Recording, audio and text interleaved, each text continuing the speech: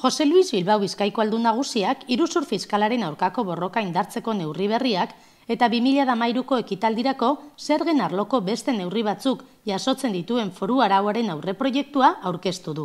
Neurri garrantzitsuak dira, Ogasuneko foru taldeak azken urtean landutakoak lehentasunezko helburu bat betetzeko, iruzurraren aurka martxan jarrita dauden jarduketak indartzea.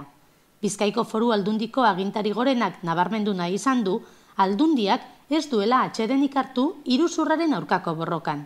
Izan ere, azken hilabeteetan Ogasuneko foru taldeak neurri hauek prestatzeko lana egin du premisa nagusi honekin.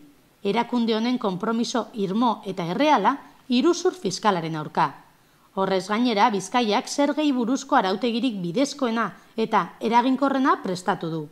Jose Luis Bilbaok aurreratu du proiektu hau zerga koordinaziorako organoaren hurrengo bilerara eramango dela eta gero Bizkaiko foru aldundiaren gobernu kontseiluan onartu eta batzar nagusietara bidaliko dela.